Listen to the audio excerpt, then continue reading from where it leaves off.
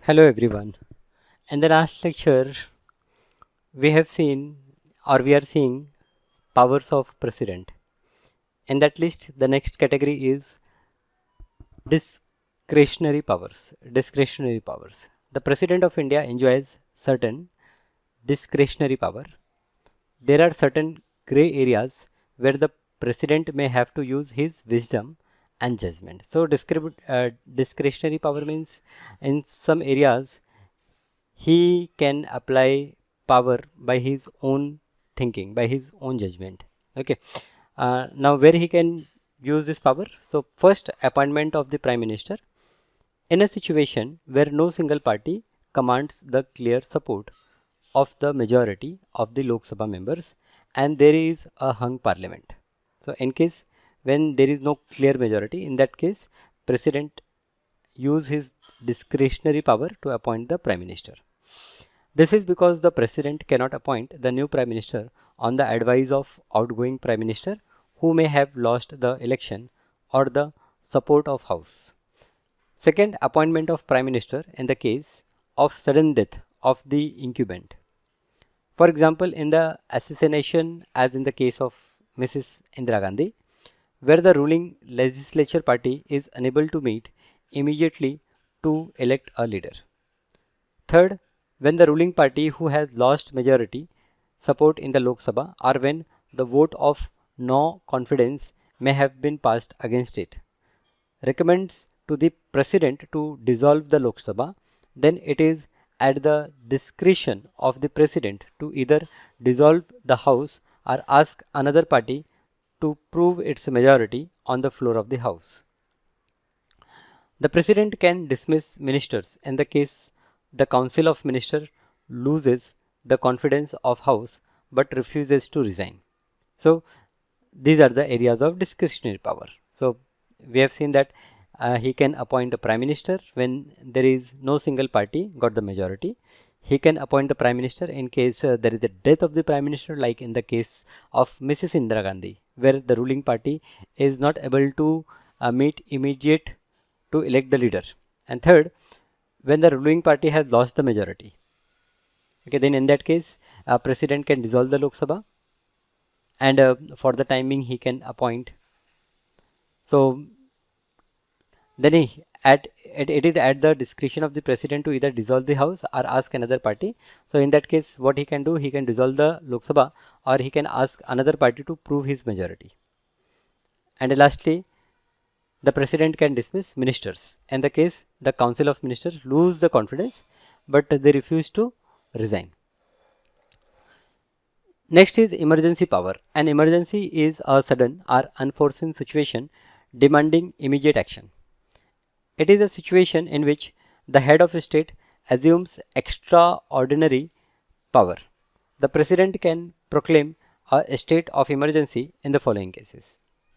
So when emergency is declared, okay, so in emergency situation when he declares emergency, then he get some additional powers, okay, extra powers.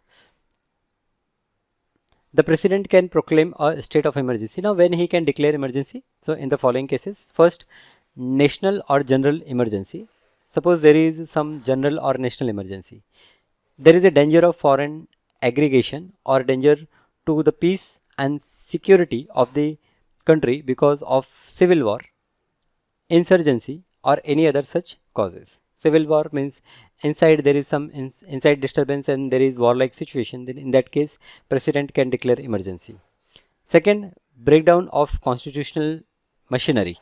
The constitutional machinery in a state has broken down or there is a deadlock because of political uncertainties or otherwise. So if there is political uncertainty or this constitutional machinery is breakdown, in that case president can impose emergency.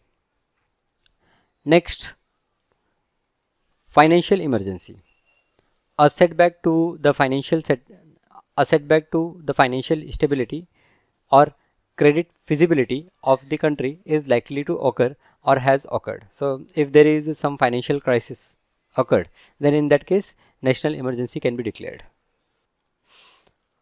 National or general emergency. So let us first discuss this national or general emergency. Circumstances. If the president is satisfied that a grave emergency exists whereby the security of the India or any part of its territory is threatened either by war or by external aggregation or armed rebellions, it may proclaim an emergency. The president cannot issue such a proclamation unless he has the approval in writing of the union cabinet. So when union cabinet approve, then president can proclaim the national emergency. Okay, and what are the cases where national emergency can be proclaimed? So either there is a threat, like from other countries, there is war-like situation. Okay, so in that case, national emergency can be declared. Now, what is the duration of this national emergency?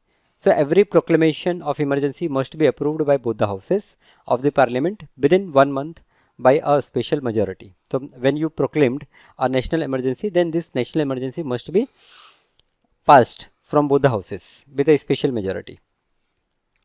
That is by the majority of total membership of the houses and a majority of not less than 2/3 of the member present and voting. It cannot remain in operation for more than 6 months at a time. So once you proclaim a national emergency, it could be there for a period of 6 months. At the end of 6 months, it has to be renewed by parliament by a special majority, else it lapses. So if president want that it should extend, then in that case it should be passed with a special majority from the parliament, otherwise it lapses. If the Lok Sabha passes a resolution disapproving the emergency, the president has to revoke the proclamation. So if the Lok Sabha passes a resolution disapproving the emergency, suppose the Lok Sabha passes, Lok Sabha disapproves this, then in that case president has to revoke the proclamation. Now what is the effect of this general emergency? First, fundamental rights. What is the effect on fundamental right? The most important effect of the general emergency is that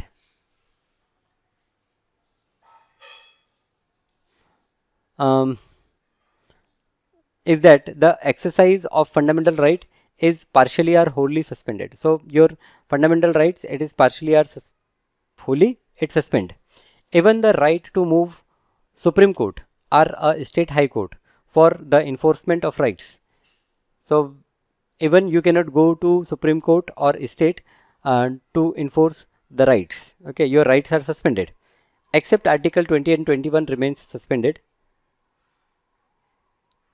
So except Article 20 and 21, other rights are suspended. Now what is this Article 20 and 21? So Article 20 states that no person shall be punished for the same offence more than once, and Article 21 declares that no person shall be deprived of his life or personal liberty except according to the procedure established by the law.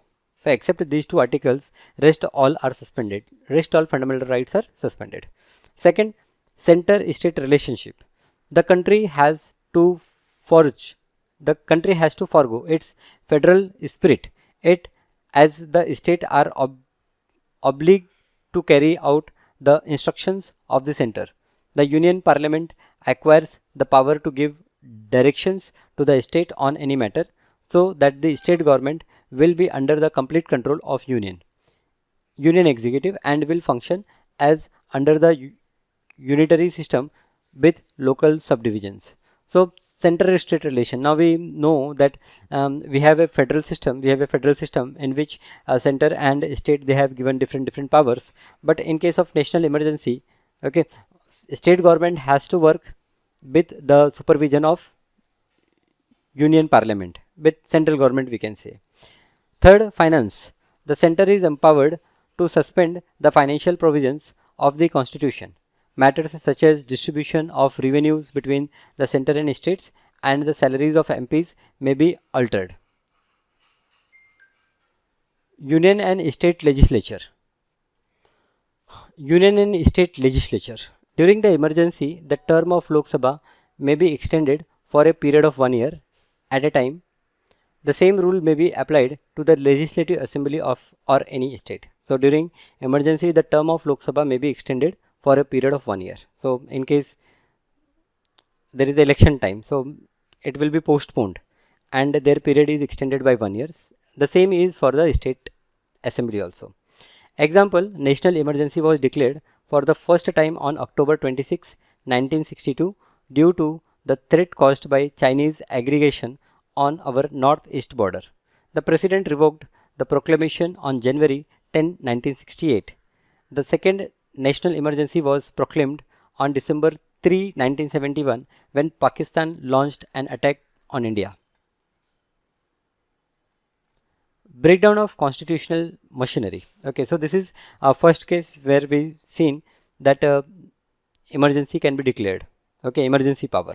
Okay, so national emergency. Second is breakdown of constitutional machinery. Circumstances: if the president on receipt of a report from the governor or otherwise is satisfied that the governance of a state cannot be carried out in accordance with the provisions of the constitution, he may declare an emergency in the state. This is called President's rule because the President may assume to himself all or any of the functions of the government of the state. Now, if President receives a report from the Governor that the state government is not functioning as per the rule, we can say that as per the rule of constitution, then in that case he can declare emergency in the state, and once he declare emergency in state, then whole power come in hand of President, and then he do all the functions of government of the state. Now what is the duration for this state presidency rule? So the duration of such an emergency is 2 months. Okay, so this is for 2 months only. If it were to continue beyond 2 months, it should be ratified by the parliament. Now if it has to be extended after 2 months, then it has to be ratified from the parliament. The proclamation will cease to be valid for 6 months after the date of its issue, even if the parliament ratifies it. It can, however, be extended. Means suppose the parliament extended it, then also after 6 months it will cease. It will be invalid. It can, however, be extended for another 6 months. Thus, the president rule can normally continue only for a year. So, if again parliament, okay, it passes this presidential rule, then it can extend for more 6 months. That means for a total 1 year, this presidential rule can be there in a state. It may be extended beyond 1 year under 2 conditions. Now, beyond 1 year it can extend, but when a proclamation of emergency is in operation in the whole of India or in any part of the state. And second, the election commission certifies that the holding election to the legislative assembly to the state is difficult. So in case there is difficult to conduct election, then it can extend beyond 1 year, and when a proclamation of emergency is in operation in whole of India or in any part of the state. However, no such proclamation shall remain in force for more than 3 years. So it can extend beyond 1 year also, but no proclamation shall remain in force for more than 3 years. Okay, so maximum period is 3 years. Effect of this emergency in state: the state administration is directly placed under the president. So what is the effect? That the whole state administration, it come under president, that is the union government.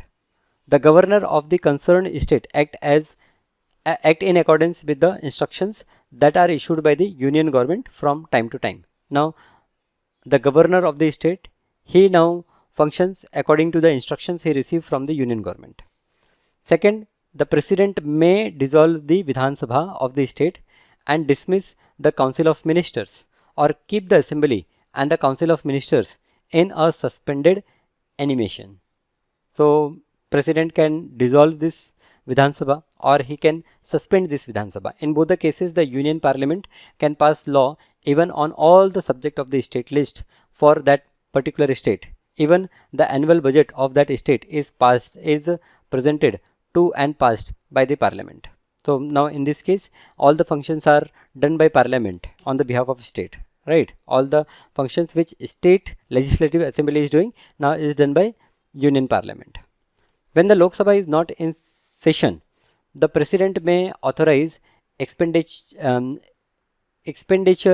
out of consolidated fund of the state. The president may suspend the provision of the constitution relating to any authority of the state except those relating to the High Court. So the president may suspend the provision of constitution relating to any authority of the state except High Court. Example, this form of emergency is quite common in India and president rule has been imposed in state at one time or other. In a state, the first instance of the president rule was in 1951 in Punjab. In 1977, 9 states were brought under the president rule on the pretext that the state assemblies no longer reflects the views of the people. In December 1992, president rule was imposed on Uttar Pradesh, Madhya Pradesh, Rajasthan and Himachal Pradesh. On October 21, 1979, the Union Cabinet recommended the imposition of President's rule in Uttar Pradesh following act of violation in the Vidhan Sabha.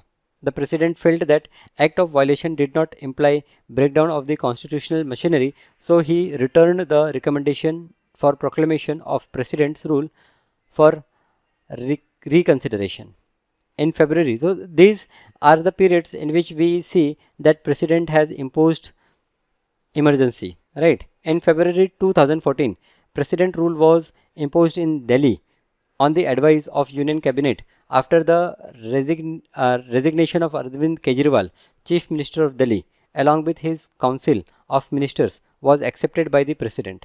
Arvind Kejriwal has resigned along with his Council of Ministers after his move to introduce the Jan Lokpal bill fell through in Delhi Assembly.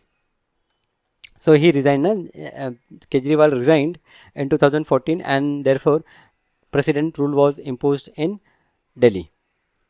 Financial emergency, circumstances. Now third emergency is financial emergency. What is the circumstance? If the president is satisfied that a situation has arisen whereby the financial stability or credit of the nation is threatened, he can declare a financial emergency.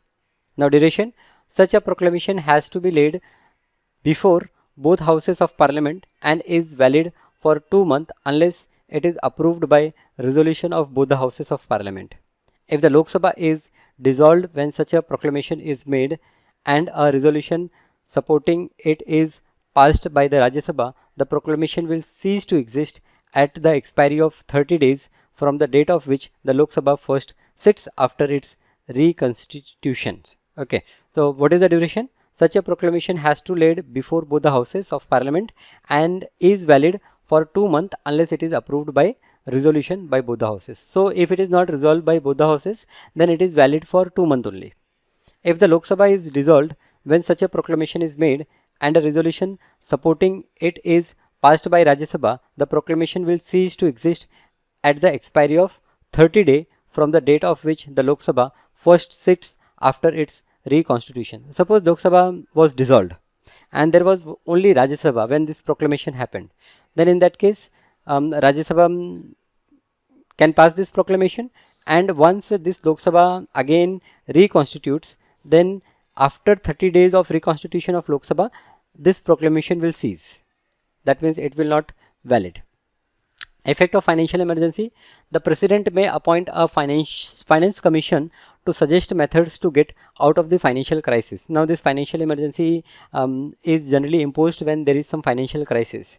So president may appoint a finance commission to suggest methods to get out of this financial crisis. He may adopt suitable measures to restore financial stability in light of recommendations of the finance commission. The president can reduce the salaries and allowances of all or any class of person, including the judges of the Supreme Court and the High Court. Now, as this is a financial crisis, so in that case, the president can reduce the salaries of different government employees. All money bill passed by the Lok Sabha are to be submitted to the president for his/her consideration. Now, in this case, all the bills which are passed, money bills which are passed by Lok Sabha, they have to be sent to president for his consideration. The president can issue instructions to the state in regard to the utilization of fund in the manner he think fit. The president may order the state to submit money bill to him or his asset. Financial emergency has never been declared since the promulgation of constitutions. So now this we have never seen this financial emergency in our country. Okay, so we have seen different areas where this president is working. Okay, So the whole how presidential election is happening, what are the qualifications, okay, what are his duties, what are his powers, everything we have seen in detail. Now let us move to vice president. Now Article 63 stipulates that there shall be a vice president of India. So along with president there should be one vice president also. Now what is the qualification for election? A person shall be eligible for election as a vice president if he is a citizen of India, has completed the age of 35 years and is qualified for election as a member of Council of State. So the first two points are same as president. This third point is that he should be eligible to be a member of Council of State, right?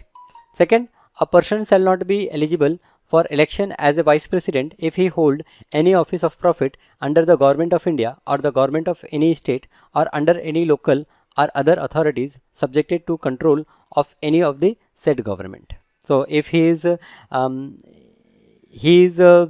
working in some profitable position, okay, in government, then in that case he is not supposed to contest the election for vice president. Now election, how the election is happening?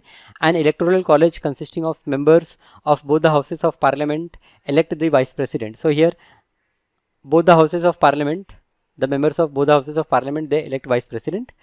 The election is held in accordance with the system of proportional representation by means of single transferable vote. Okay, so as we have seen in case of president, the same way it happens for vice president also. The voting at such an election, is by secret ballot. Each nomination paper should be proposed by at least 20 electors and another 20 electors should second the same. Earlier the requirement was 5 proposers and 5 seconders. So in case of president, we have seen that now 50 proposers are required and 50 seconders are required. In case of vice president, we see that only 20 proposers are required and 20 seconders are required. Now oath of office. Before entering upon his office, the vice president take an oath before the president. Some person appointed on his behalf by him. So before entering into the office, vice president also take a oath. Now what is his oath? Bear true faith and allegiance to Constitution of India and faithfully discharge his duties.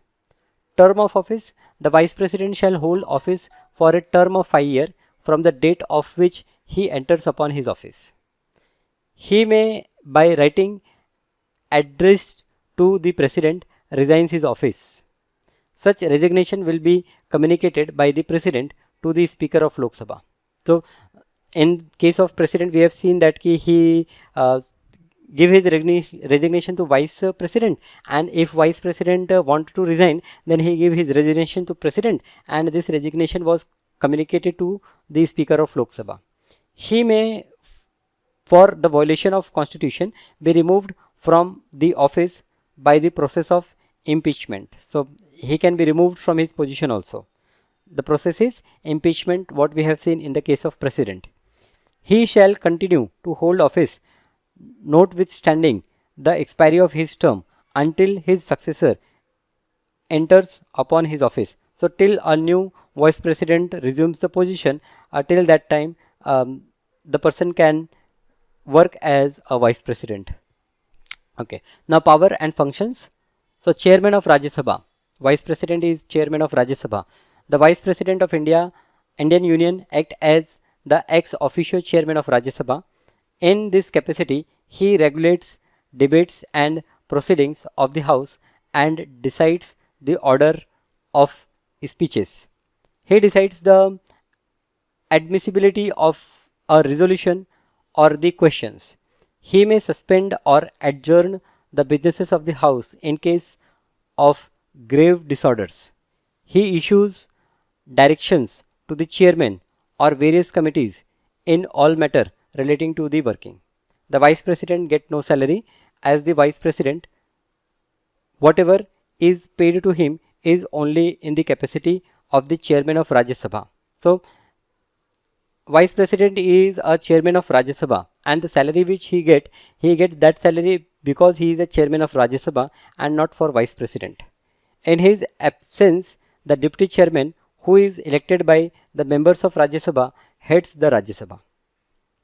So we have seen in short what are the different duties of this chairman of Rajya Sabha. Okay, power and functions. Now second is taking over as a president. The vice president take over the office of president under the following situations.